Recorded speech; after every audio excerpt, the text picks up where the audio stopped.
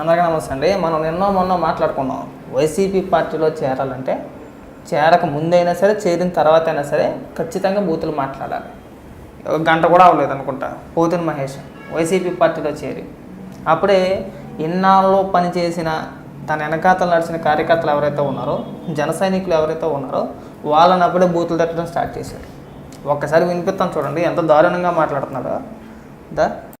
ఉనికి ఉండాలి, జనసేన పార్టీ జెండా రెపరెపలాడాలి, గాజు గ్లాస్ గుర్తు ఉండాలంటే నేను సెటిల్మెంట్కి వెళ్ళినట్ట.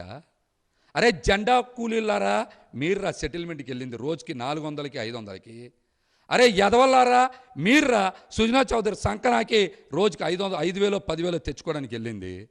మా దగ్గర నిజాయితీ ఉంది, మా డిఎన్ఏలో నిజాయితీ ఉంది, నా రక్తంలో నిజాయితీ ఉంది. కాబట్టే అనిపించట్లేదు నీకు అసలు పోతున్న మహేష్. అసలు మొన్నటి దాకా అదే జన సైనికులు లేకపోతే నీ పరిస్థితి ఏంటి? నువ్వు ఎన్నంటే నడిచింది ఎవరు? జన సైనికులే కదా. ఇవాళ అవసరం తీరిపోయింది కదా అని చెప్పేసి నువ్వు మెల్ల వైసీపీ కండువ వేసుకొని అన్ని రకాలుగా బూతులు తిడతావు వాళ్ళని. మాట్లాడితే ఇంకా మాట్లాడుతున్నా వినిపిస్తాను చూడండి. పవన్ కళ్యాణ్ గారు తల్లిని తిట్టించింది సుజనా చౌదరి గారు అంట. ఈ పనుడు చెప్తున్నాడు ఇక్కడ. అది కూడా క్లారిటీ ఇస్తా. ఒక్క నిమిషం ఉండు. సుజనా చౌదరిని తిరస్కరించా. నేను సుజనా చౌదరిని తిరస్కరించా. మీరు జనసేన పార్టీ జెండా అని చెప్పుకొని భుజాల మీద 2 జెండాలు మోసే మీర్రా ఎదవలో, మీర్రా ప్యాకేజీలు తీసుకునేది, మీర్రా సెటిల్మెంట్లు చేసుకునేది 10,000కి 50,000కి 1,00,000కి. మీలాంటి దరిద్రపు సన్నాసులు కూడా మాలాంటి వ్యక్తిత్వం ఉన్న నిజాయితీ పరులను ప్రశ్నించే సిగ్గు అనిపించట్లేదు నీకు అసలు. ఇంకోటి ఎలా కొట్టాడు, అది ఇంకా ముందు ఉన్నట్టుంది. పవన్ కళ్యాణ్ గారు తల్లిని తిట్టితే మీకు సిగ్గు లేదా, సిగ్గులేని ఎదవల్లారా అని చెప్పి మాట్లాడుతున్నారు. పవన్ కళ్యాణ్ గారు తల్లిని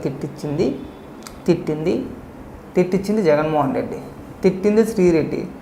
దాని వెనకాల ఉన్నది కూడా రామ్ గోపాల్ వర్మ ఏ పార్టీకి సపోర్ట్గా ఉంటాడో, శ్రీరెడ్డి ఏ పార్టీకి సపోర్ట్గా మాట్లాడుతుంది అనేది రాష్ట్రం మొత్తం తెలుసు, అందరికీ తెలిసిందే. ఇవాళ నువ్వు వచ్చి సొద్దపోసం మాటలు ఏం చెప్పవసరం లేదు. నీకు నిజంగా సిగ్గు సరం లేదు.